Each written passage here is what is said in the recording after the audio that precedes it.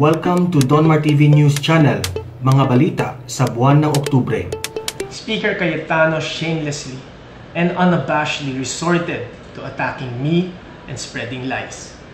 One of these many lies they were spreading was that I was inactive and tamad daw ako. This is a complete falsehood. I have always worked quietly and consistently away from the camera. Sabi working quietly, wala pong working quietly sa Kongreso dahil po sa Kongreso ang publiko kasama, so sa publiko po kaya nga public hearing, so nagsasalita ka at nagpapahearing, kaya nga privilege speech, nasa floor ka, kaya interpellation, magsasalita ka, no? So yung working quietly, ang ibig sabihin nun, doing nothing, di ba? Marami po nagwo-work quietly in the sense na sa kanilang distrito ay tinutulungan mga tao, pero they're working actively at nagsasalita sa Kongreso. So I had to address this issue simply because it will take time before we can do it on the floor, no? But anytime, para doon pwede mag-interpellation, pwede tayo magsagutan, pwede magtanong. Ang medyo inaalma ko lang ay yung campaign of lies o yung paninira na ginagawa. Sabi 60% daw ng budget ng Metro Manila napunta sa Taguig. That's completely po false. Ang sabi po, we're not being fair with the party list. I-compare nyo po ang lahat ng mga committees at participation nila sa huling mga kongreso. Record-breaking po ang mga posisyon na ginawa natin. Yun lang po kasi may mga kasamahan po tayo, and at the right time, no, I will give them the opportunity to face the accusations because totoo to, no? Arnie Tevez, Congressman Arnie Tevez and former Deputy Speaker Mikey Romero, malinaw ang konstitusyon na hindi pwedeng gamitin ang posisyon ng congressman lalo kung illegitimate o illegal yung business. At pag legal yung business, may mga pagkilos na magiging illegal. Sorry, hindi ko talaga pinayagan kahit gaano kayo karami, kahit gaano kalakas kayo, kahit sabihin mong backup sa iyo si Albi Benitez at saka yung Visayan Black. Ang bawal ay bawal. No, ang illegal ay illegal. Lalo sa panahon ng pandemya, don't take advantage of the public. So don't make it appear that this is about the budget. Sinabi po ni Congressman Velasco sa harap ng mga kongresista, sa harap ng Pangulo, he will pass the NEP, the National Expenditure Program, as it has been proposed. Sabi naman niya sa mga kongresista, mga barkada lang ni Cayetano nakakuha ng malalaking budget. Unang-una, sinabi mo sa Pangulo, ipapasa mo as is. So you admit that it's from the President. Paano naging barkada ni Cayetano o si Cayetano ang gumawa ng budget, no? So ang dami pong issues na sa palinawagan, makikita nyo po, mas madali talagang manira, mas madaling magbigay ng incredible na numbers. Tanggal po ay hindi namin gusto. Gusto kong makatrabaho ang lahat ng kongresista. Pero habang po kami ay busy sa budget, yung opisina ko po ay punong-puno ng mga national officials, mga NGOs, mga kailangan nating kausapin sa budget. Ano po ginagawa po ng iba nating mga kasamahan? Panay kasinungalingan sa Viber groups, iniisa sa mga kongresista, wag daw mag-attend ng session, patayin daw yung Zoom. So we had to tell people, di ba, na if you want to work with us, regardless kung kanino kayo, kung anong politika nyo, you're welcome. At you're welcome to remain in the leadership. Pero hindi naman pwede na sa Committee on Rules ka, may chairmanship, etc. Then you keep working against us. So don't worry po, kung hindi kayo, if you're not for me or you want a different speaker, iba politika natin, opposition, administration, will continue working with you at walang problema po yung mga posisyon at yung mga entitlements that come with it. Ang inaano ko lang po, don't actively sabotage or work against us because a house divided will fall.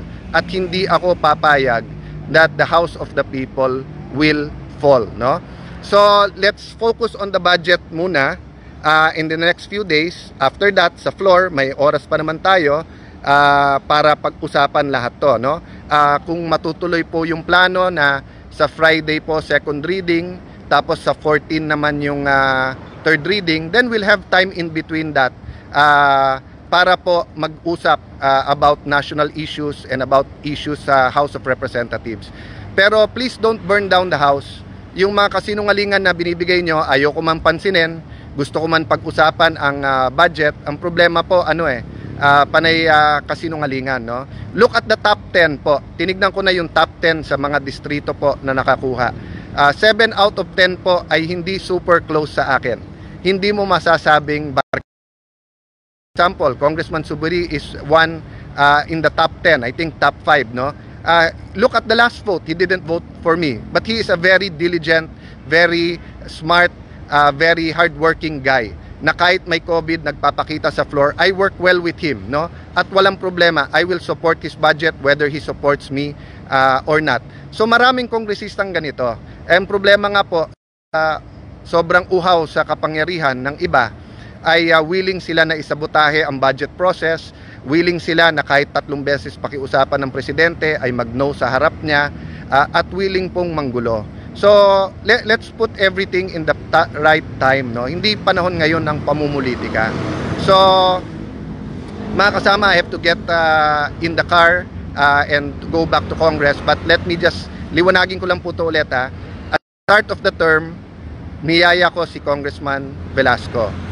Be the senior deputy speaker. Walang posisyon na ganon, but we will create one para you will be the understudy. Para mapalapit ka na sa mga kongresista, yung mga values na gusto ko sa Congress, no corruption, no parking, no pork barrel, walang holdapan, at hindi pwedeng gamitin ang posisyon sa illegal na mga negosyo. Ang problema po, he chose na umabsent at kung ano-anong ginawa sa kanyang buhay and bumarkada sa mga tatamaan ng policy ko na yan, di ba? So I did not tolerate it, and I can show you not only evidence later on, but also how they tried to use Congress for their illegal activities. No? So muli, yun ang sinabi ko po sa ating mahal na Pangulo, ang ating pong pangalawang ama, Tatay Digong, na Mr. President, tapusin na lang natin budget sa December para mas transparent, sabay na naming gawin. Samahan na ako ni Congressman Velasco para by December, napalapit na siya sa mga kongresista, nakita niya na yung budget. So yung sasabihin niya, ako lang ang gagawa ng budget, sa harap ng Pangulo, niyaya ko siya. Hindi daw Kailangan daw September 30 or October 14. So that's why pinaliwanag ko sa ating Pangulo sa susunod na meeting na Mr. President, hindi pwedeng dalawa gumawa ng budget. Hindi pwedeng dalawa magluluto, no? Tapos iba ang direksyon. So either ibigay ko na sa kanya, kaya ako nag-offer na mag-resign ng September 30, or ituloy ko na at tapusin ko ang budget, no? And very obvious naman, in-announce na ng Malacanang, di ba? That it's left up to the House leadership. So everyone naman reads between the lines. Ang problema nga, dahil pera, illegal na negosyo ang pinag-uusapan na dito nung isang panig, ay mabigat po ang aking haharapin. But handa po ako dito. I promise the President na itutuloy ko po ang aking anti-corruption stand. Yes, naging diplomat ako, kaya I'm much more patient now. I'm much more, yung bang perspektibo ba na trying to get people to work together, lalo ngayong pandemic. Pero still, that will not excuse corruption, and we will not allow the House, no, na malign na ang House mapunta sa mali at ang House po ay gamitin sa illegal. So I have to get back in the car and to go back to Congress. Tignan lang natin kung masisilip natin yung isang facility dito ng mabilis para habang binabasa ko kung may questions pa ang ating mga kasamahan sa media, no? So, alin ang pwede natin tignan, Binggel? Ito daw, no? Hi everyone. Ingat parate ha. So, each unit po ay ganito po ang itsura. So meron po siyang hospital bed, meron pong lalagyanan po na may food, and then meron po siyang maliit na table, tapos may sarili pong sink at may sariling CR, at meron pong libreng wifi, no? So dun po sa mga nagpa-positive, wag po kayong matakot magsabi, contact tracing tayo, at yung treatment po nyo, you will be treated very well here. At kung kailangan ma-ospital, may mga sasakyan at facilities din po tayo na coordinated ang Taguig para po lumipat, no? So this is just po the irony, no? Instead of talking about these facilities, about a bigger DOH budget, about yung kakulangan natin sa primary healthcare, bakit ang ibang mga bansa ay meron laboratories, tayo wala, bakit ang military kulang ng C-130, pang transport po na mga kailangan i-transport. Imbis na yan ang pinag-uusapan yung speakership, na panay palabas naman, di ba? So kung may numero kayo, just do it. Di ba? Anyone can stand in the floor and move na palitan. You have to do it, and I gave you the chance ng September 30 para nga isa na lang gumawa ng budget para hindi maapektuhan ang tao. But anyway, despite all of these frustrations po, we're focused. Kahit puyat po si Eric Yap, chairman ng appropriation, si El Rey, kahit nahahati ang trabaho, will have to answer issues as well as do the budget for finance. Yung buong kongreso po ay nagtatrabaho pa rin para sa iyo.